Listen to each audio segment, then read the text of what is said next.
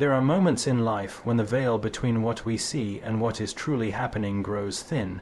Power, after all, is one of the greatest illusions we humans chase. We believe it is solid, enduring, untouchable. Yet, in one sudden moment, God may allow us to see how fragile it truly is, how swiftly it can be taken away. I was given such a moment, a vision, a shock, a reminder that the thrones of this world are built not on stone, but on sand. It was not merely the fall of a man, but the unveiling of a truth. No one holds authority apart from God's allowance. What appears mighty today may be dust tomorrow.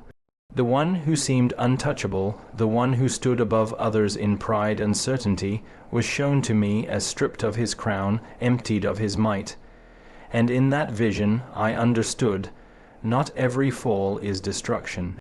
Sometimes it is correction, sometimes it is judgment, sometimes it is the mercy of God exposing what we could not see. We are often dazzled by power. We look at strength, wealth, influence, and we think, surely this must endure. But what we forget is that God does not measure greatness as we do. We weigh crowns of gold, but he weighs the heart. We count armies, but he counts truth. We praise the roar of authority, but he listens for humility in the quiet places of the soul. The shocking thing was not simply that power was removed, but that it was removed with such finality. There was no negotiation, no appeal, no delay. When God decrees an ending, there is no hand that can stop it. It reminded me that all human thrones have an invisible clock ticking above them, a time appointed by God. And when that time ends, the proud are humbled, and the world sees what was always true. Power belongs to God alone. But this was not only about the fall of one man, it was a mirror held up for me, for us all, because if power can be removed from him, it can be removed from anyone. Pride is a thief that whispers, "You are secure." But security apart from God is only a shadow. What matters is not how high we stand before others, but how low we kneel before God. So the lesson was clear. Never envy the throne, never trust the crown, never cling to power as though it were eternal. For what is eternal is the one who gives and takes away. What endures is truth, character, faithfulness, humility. The world may call it weakness, but God calls it strength. And so, when I saw him removed from power, shocking as it was, it became a reminder of mercy. For God is not in the business of humiliating, but of revealing. He removes so that we may learn. He shakes us so that we may awaken. He tears down false thrones so that we might finally see the true King. Power is an illusion. God alone decides who rises and who falls. Power is one of those things that men and women chase as though it were the very breath of life. They sacrifice relationships, they betray their values, they bend truth until it breaks, all for the illusion of standing above others. Yet when you step back, you begin to see that power is not a solid foundation. It is not a fortress made of stone. It is only a fragile flame that flickers according to the will of God.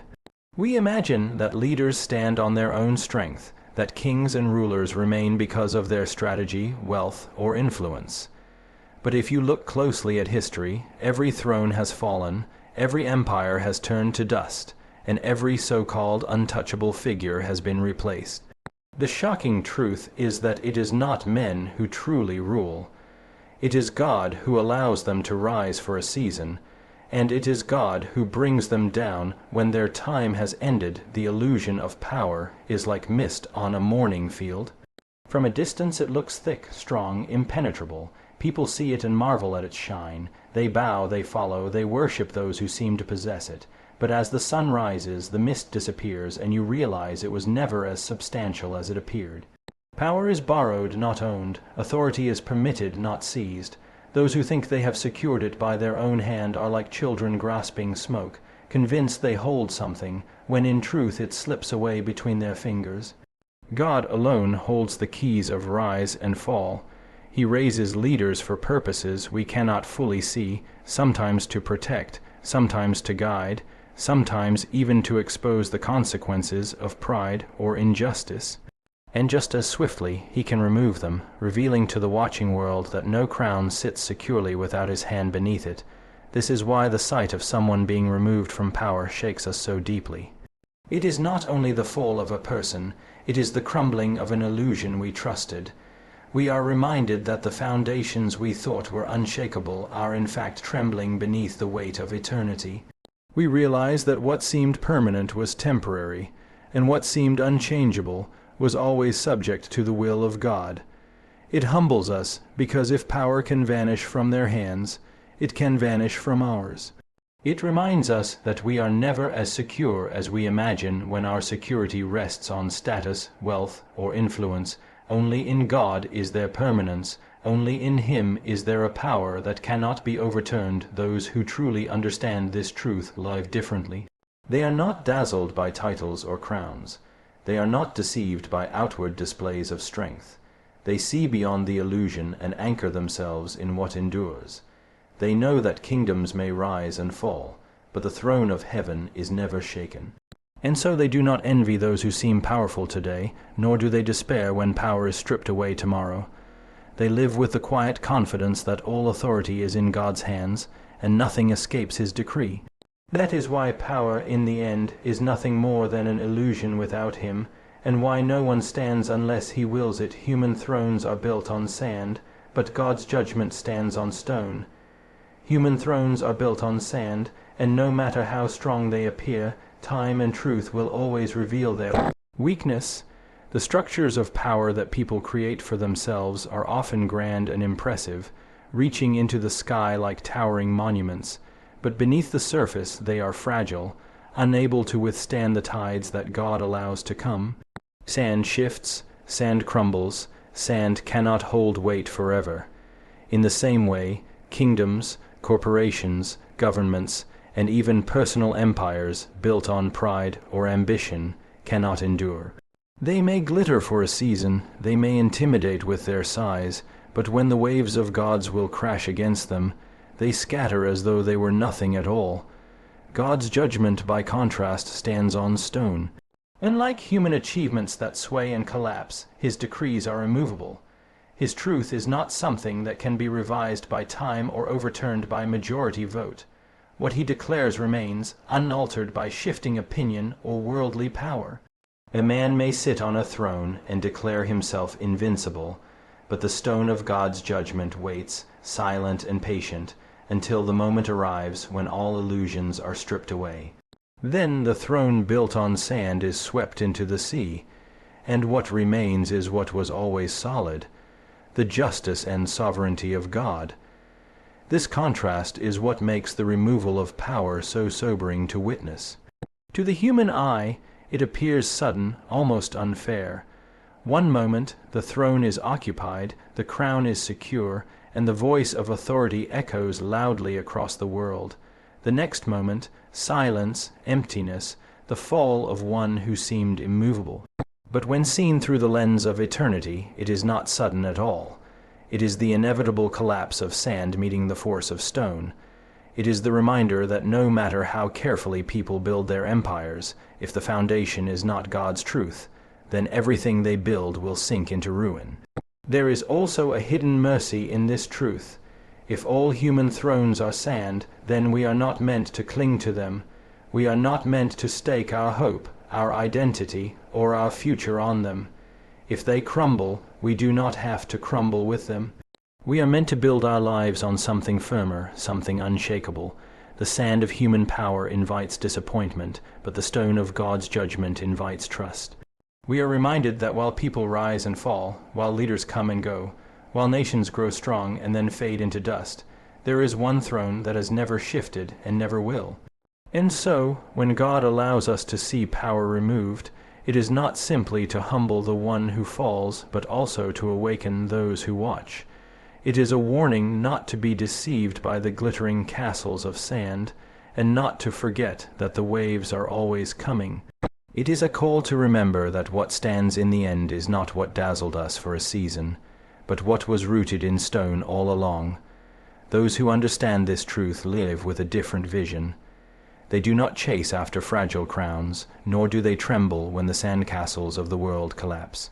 They fix their eyes on the throne that cannot be shaken, knowing that God's judgment, unlike the illusions of power, will endure forever. Pride blinds us to the ticking clock above every position of authority. Pride blinds us to the ticking clock above every position of authority, a clock that only God can see and only God can stop. When someone rises to power, the world often assumes that their reign will last indefinitely, that their influence will grow stronger with time, that nothing will be able to touch them. Yet what is hidden from human eyes is the divine limit, the appointed boundary that God Himself has set. Every throne, every crown, every title has a beginning and an end, and the end is often closer than the proud are willing to believe. Pride whispers lies into the ear of the powerful, telling them that their time is endless, their throne is secure, their word unchallenged. But the truth is that their rule is only temporary, and the clock above them never stops counting down. This is the great danger of pride. It convinces people to mistake permission for permanence. When God allows someone to rise, it is for a season, for a purpose, for a reason greater than themselves. But pride twists that allowance into arrogance, making them believe they have secured their own position by brilliance, strength, or strategy. They forget the one who lifted them, and in forgetting Him, they ignore the silent clock that keeps ticking, marking each moment closer to their fall. Pride closes their eyes to reality, and they walk forward blind to the fact that their time is running out. History tells the same story over and over again. Leaders who once seemed unshakable were suddenly gone. Empires that declared themselves eternal crumbled into ruins. Voices that commanded nations fell silent in a single day. What changed was not merely the tide of human events, but the moment when God allowed the clock to strike its final hour. The world may see such collapses as shocking or unexpected, but they are not accidents. They are the outworking of a truth that cannot be resisted. No position is beyond God's reach, no authority is outside His timing, no throne is eternal except His own. For those who watch, the fall of the proud is a sobering lesson. It is a reminder that no matter how high we climb, we are still bound by time, still dependent on grace, still subject to the one who holds the clock. Pride wants us to believe that we are secure, that our plans cannot be interrupted, that our influence cannot be undone. But humility keeps our eyes lifted upward, aware that every breath, every day, every opportunity is borrowed, not owned. Humility remembers that the ticking clock is not a threat, but a reminder of who truly reigns. When power is stripped away, the world gasps in shock, but heaven does not. Heaven has always known the hour. Heaven has always seen the clock, and when the proud are humbled, it is not chaos but order, not accident but design. The fall exposes the truth that was there all along. Pride blinds, but time reveals. Those who cling to pride will never see the clock until it strikes, but those who walk in humility live with their eyes open, knowing that the measure of their life is not the throne they sit on, but the God who allows them to sit there for a time. True strength is not in crowns or armies, but in humility before God. True strength is not in crowns or armies, but in humility before God. The world measures greatness by the weight of gold, the size of armies, the echo of influence, the splendor of titles, and the fear a name inspires. By these measures, countless rulers, generals, and kings have been called strong. Yet time and again history shows that their crowns slip, their armies scatter, their voices fade into silence, and their glory turns to dust. What looked like strength proved fragile because it was built on power that was borrowed, not owned. Real strength does not lie in the throne that can be taken, nor in the wealth that can vanish, nor in the armies that can be defeated. Real strength is found in the soul that bows low before God, the heart that knows its place. The spirit that chooses obedience over pride. Humility before God is often mistaken for weakness. To kneel, to surrender, to admit dependence, these are things the world mocks. It celebrates the self-made, the bold, the proud, the one who bends others to his will.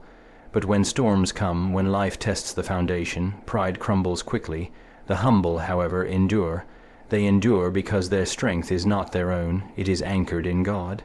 Humility becomes an unshakable shield, a foundation that cannot be swept away, because it does not rest on shifting pride, but on the eternal hand of the Almighty. In humility there is a strength that armies cannot break, and crowns cannot grant. The stories of the world often glorify conquest, but the stories of eternity glorify surrender. The conqueror may take lands, but the humble one inherits a kingdom not of this world. The general may command thousands, but the one who kneels before God is guarded by angels. The king may boast of victories, but the humble heart triumphs over temptations and trials that crowns can never protect against. The world looks at humility and sees weakness, but God looks at humility and calls it power. The paradox of heaven is that the lower we bow, the higher we are lifted. Those who fight to keep their throne often lose it, while those who surrender their hearts to God are given a place in a kingdom that has no end. The beauty of humility is that it shifts the measure of victory. No longer is life about preserving appearances or clinging to authority, but about walking in step with God's will. The humble do not fear the loss of power, because their confidence was never rooted in it. They do not tremble when crowns fall, because their identity was never tied to titles. They do not despair when armies disperse, because their security was never built on numbers. They find their courage in the quiet strength of faith, and in that strength they can stand when others fall. True strength lies in the unseen posture of the heart that chooses to bow low, the strength that admits, "I am nothing without God," and in that admission discovers the greatest power of all. The removal of the proud and the rise of the humble is not an accident, but a rhythm woven into creation. The universe itself testifies that pride is a weight that drags down, and humility is a force that lifts up. Mountains crumble into valleys, but valleys are lifted into mountains. Thrones topple, but hearts bowed in prayer remain secure. Crowns rust, armies dissolve, wealth fades, but the humble inherit what cannot be taken. This is why true strength will never be measured by the standards of the world. It will never be found in the glitter of power or the noise of conquest, but in the quiet soul that knows the might of heaven rests not on those who exalt themselves, but on those who bow low before God. When God removes, it is not only judgment, it is also revelation and mercy. When God removes, it is not only judgment, it is also revelation and mercy. To human eyes, the fall of someone from power often looks like a harsh ending, a punishment, or even a tragedy. Yet within the mystery of God's actions lies a deeper truth. Removal is never random, and it is never without meaning. Judgment is real, but judgment is also a teacher. When God strips away authority, he is not only exposing pride or correcting injustice. He is also revealing hidden truths that could not be seen while the throne still stood. What looks like loss on the surface may actually be the unveiling of reality. The lifting of a veil that pride and power had concealed. The revelation that comes through removal is often uncomfortable. It forces us to see how much we trusted in appearances, how easily we were deceived by crowns, titles, and influence. The one who seemed invincible is shown to be fragile. The one who commanded respect is shown to be human, weak, vulnerable, subject to the same limits as everyone else. In the fall of the powerful, God reveals the folly of human idolatry, our tendency to put our hope in leaders, systems, or institutions instead of in Him. He shows us that power is not the ultimate measure of truth, and that no authority is beyond His hand. This revelation is meant to free us, to turn our eyes from what is temporary toward what is eternal, but alongside revelation, there is also mercy. Mercy is present even when someone is removed from their position, for God may be sparing them from further corruption, greater pride, or deeper destruction. Sometimes being brought low is the only way a heart can finally see clearly. What the world calls downfall may actually be an act of divine mercy designed to save a soul from being completely lost.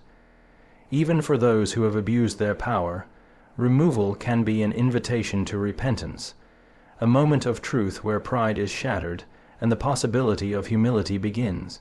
Mercy works quietly in these moments, offering a chance for restoration that crowns and thrones could never provide. For those who watch, there is also mercy. We are reminded that we do not have to be enslaved to the illusions of power. We do not have to measure ourselves by the standards of the proud or the mighty. When God removes, He is teaching us too. He is showing us that security cannot be found in leaders, wealth, or systems that rise and fall with time. He is calling us back to himself, where true security rests. The mercy is in the clarity, in the freedom to see through the glittering lies of power, and to anchor ourselves instead in truth. Revelation is a light in the darkness, and mercy is the hand that guides us toward it. So when we witness removal, we are invited not to despair but to discern. We are asked to look beyond the surface and recognize what God is showing us. Every throne that crumbles, every voice that falls silent, every crown that is taken away is a reminder that God rules above all, and that his purposes are both just and merciful. It is judgment, but it is also revelation. It is exposure, but it is also healing. It is loss, but it is also grace. In the fall of human power, the mercy of God is still at work, pointing us back to the throne that cannot be shaken, and the King whose reign has no end.